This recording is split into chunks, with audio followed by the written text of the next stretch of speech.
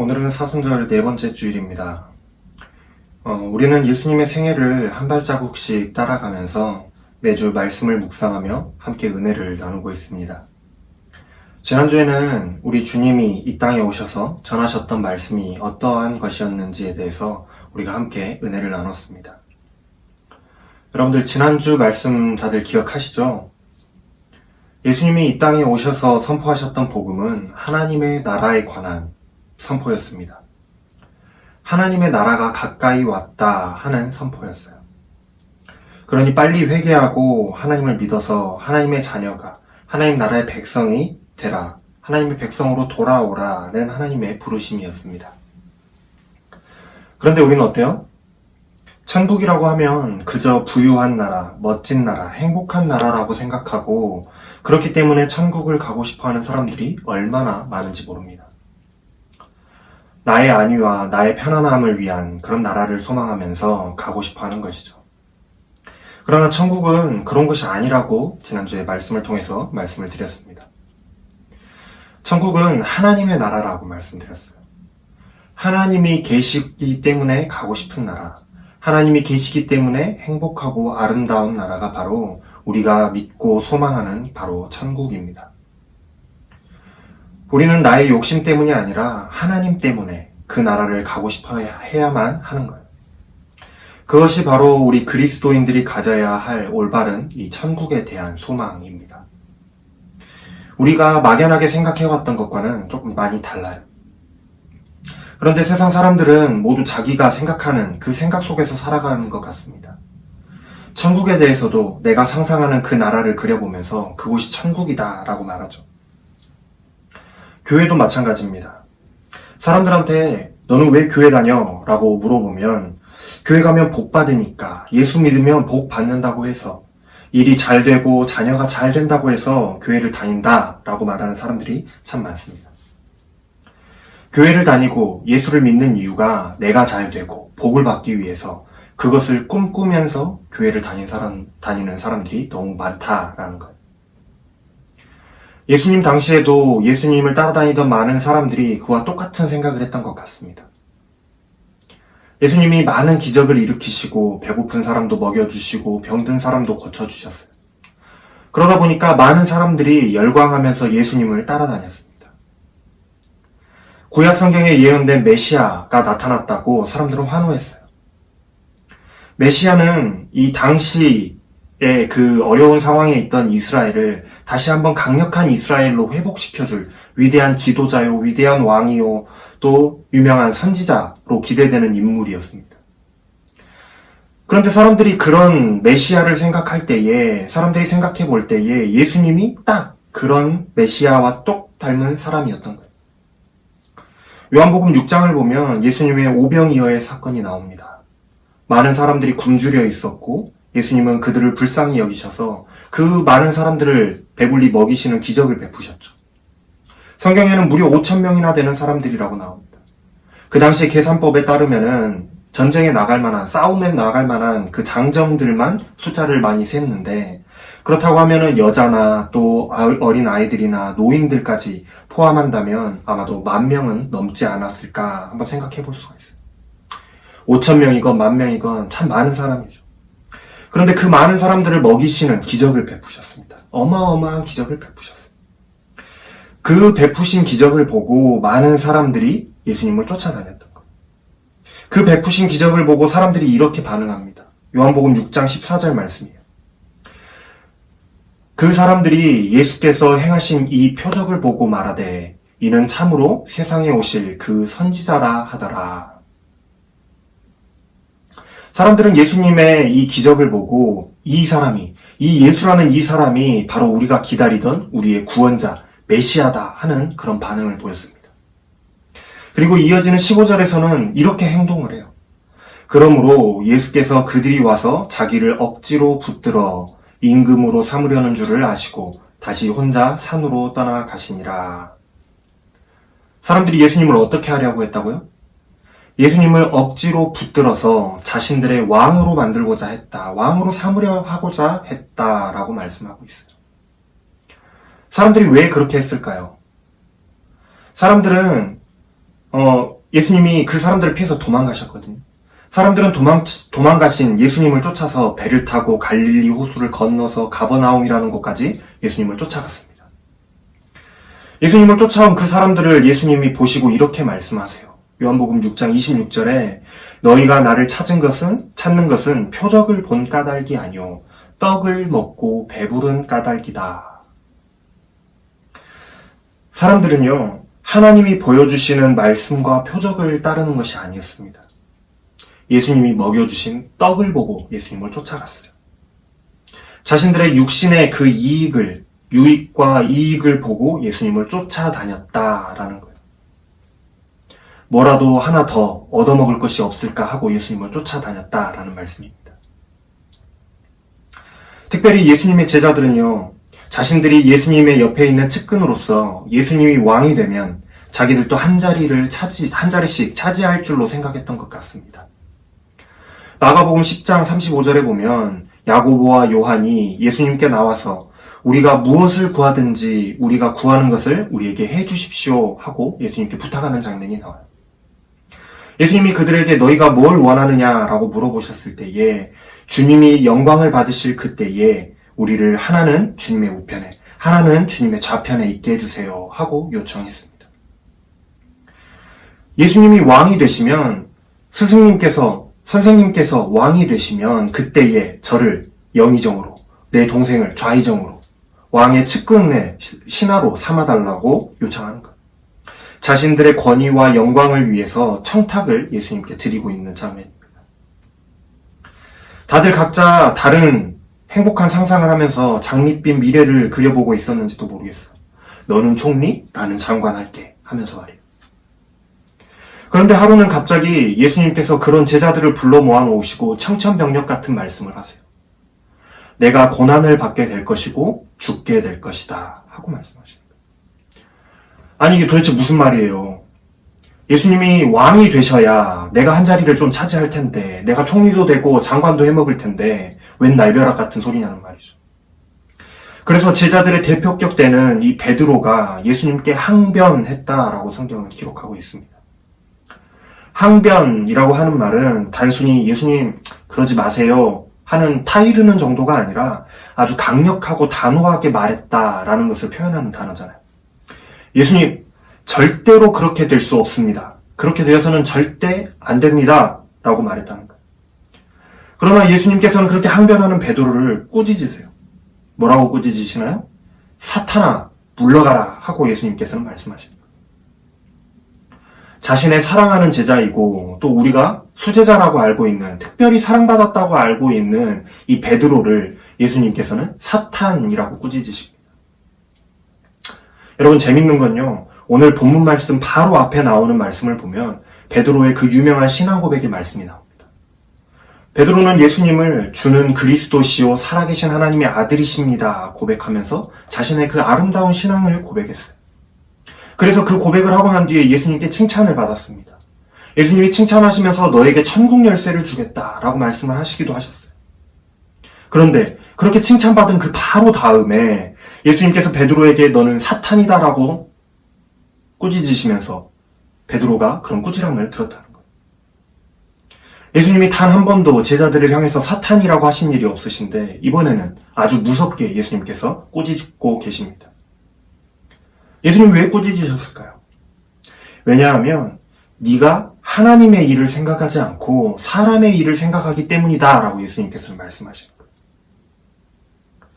베드로와 제자들은요, 하나님의 계획과는 전혀 반대되는 생각을 하고 있었어요.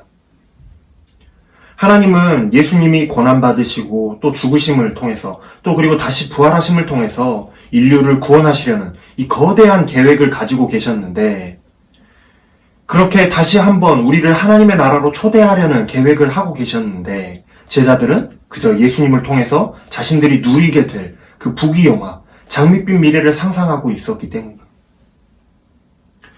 여러분, 이 사순절의 기간에 여러분들이 우리가 예수님을 믿는 이유가 무엇인지를 다시 한번 깊이 생각해보고 깊이 묵상해보는 시간이 되시기를 바랍니다.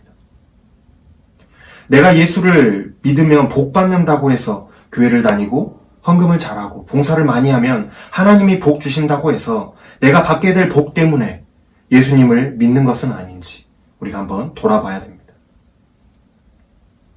우리 예수 믿는 사람들이 받게 될 복은요, 이 세상의 성공과 복이 아니라 하나님의 나라입니다. 하나님과 함께 살아가게 되는 그 삶이 우리에게는 그 무엇보다 가장 큰 복이라는 거예요. 그래서 우리는 하나님의 나라를 얻기 위해서, 내 것으로 만들기 위해서 우리는 예수님을 믿는 것이고 교회를 다니는 겁니다. 그것을 혼동하면 안 돼요.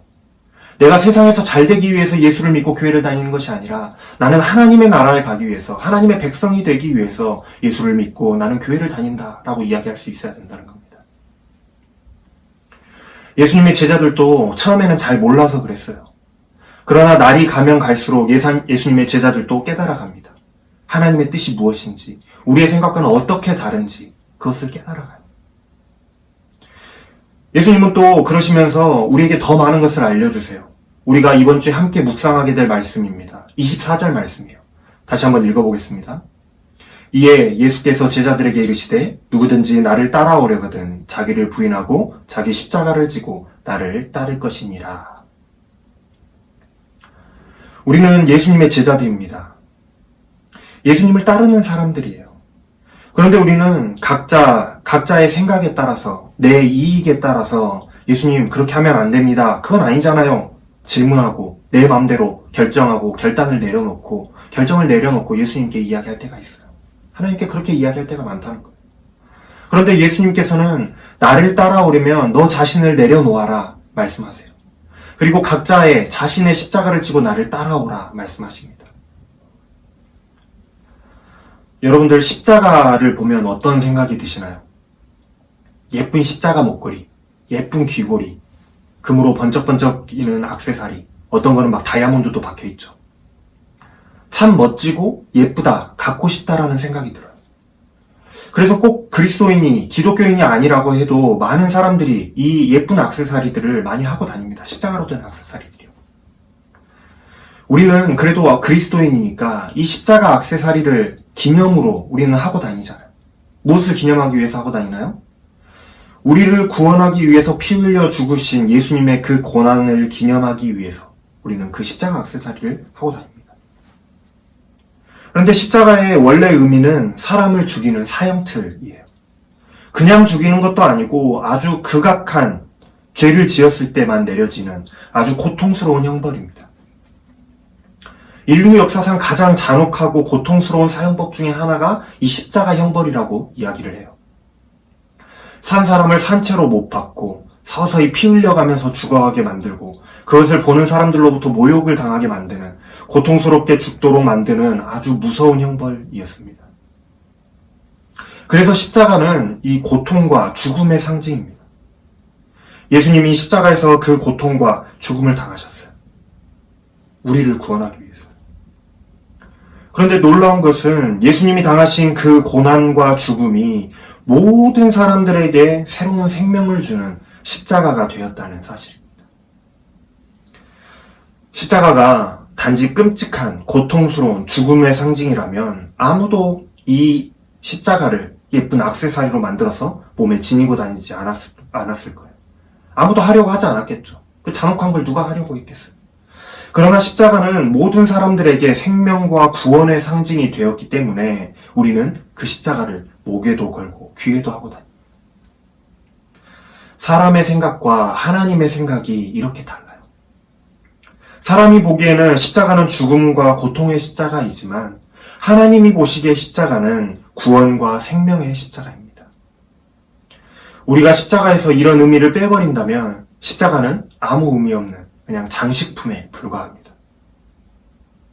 이제 예수님께서는 우리에게 너희도 그 십자가를 지고 나를 따라오라 말씀하세요. 여러분, 예수님을 따르는 제자가 된다는 것은 예수님이 지신 십자가를 나도 그것을 지고 따라간다 하는 것을 의미합니다. 우리가 예수님을 믿고 십자가를 지는 것이 성공과 영광을 가져다 주는 그런 길이라고 생각이 되시나요? 예수님이 그런 의미로 십자가를 지셨나요?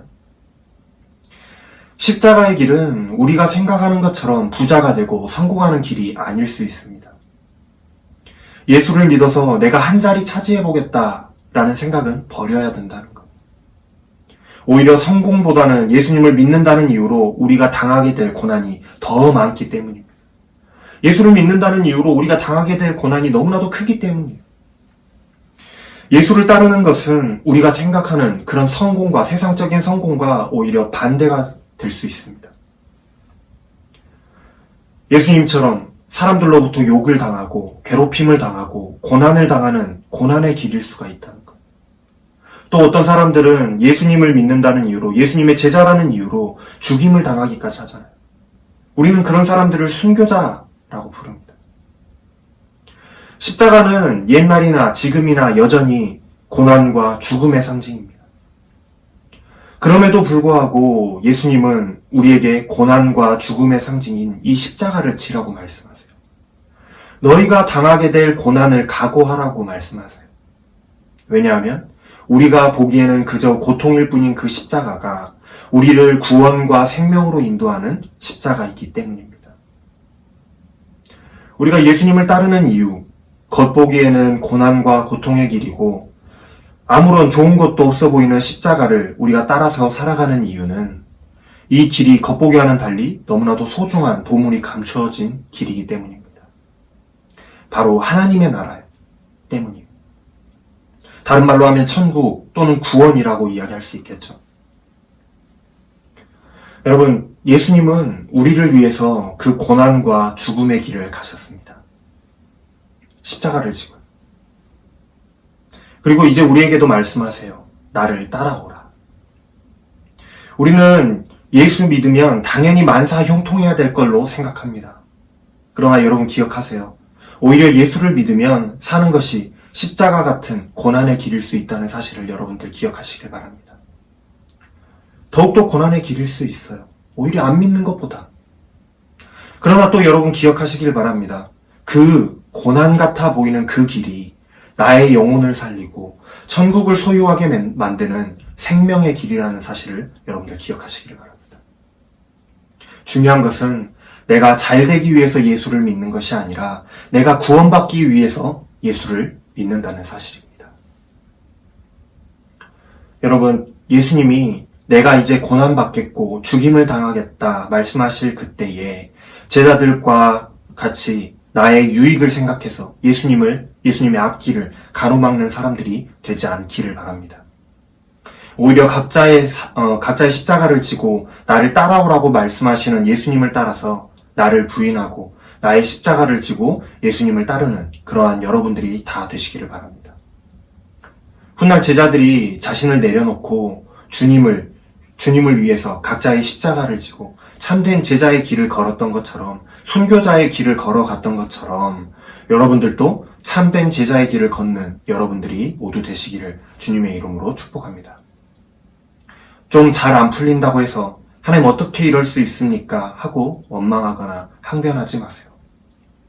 사람의 눈으로 보면 이 길이 고난의 길이고 죽음의 십자가의 길일지 모르지만 하나님의 눈으로 보면 이 길은 영광의 길이고 빛나는 승리의 십자가가 될 것입니다. 이번 한 주간 여러분들이 주님의 십자가를 묵상하면서 이 말씀의 내용을 함께 묵상했으면 좋겠습니다. 우리 다 같이 기도하겠습니다. 사랑의 하나님, 감사합니다. 나는 왜 예수를 믿고 있는가? 나 자신에게 다시 한번 질문해 봅니다. 나의 일이, 나의 학업이, 나의 자녀가, 나의 인생이 잘 풀리기 위하여 예수를 믿고 따르고 있었던 것은 아닌지 다시 한번 되돌아봅니다. 하나님, 우리가 따르는 이 길이 비록 고난과 죽음의 십자가의 길이라고 할지라도 그 안에 담긴 영광과 승리의 십자가를 바라보게 하여 주시옵소서. 그래서 우리도 주님을 따라, 제자들을 따라 주님의 십자가를 지고 또 각자의 십자가를 지고 하나님의 나라를 향하여 나아갈 수 있도록 우리를 인도하여 주시옵소서. 예수님의 이름으로 감사하며 기도합니다. 아멘.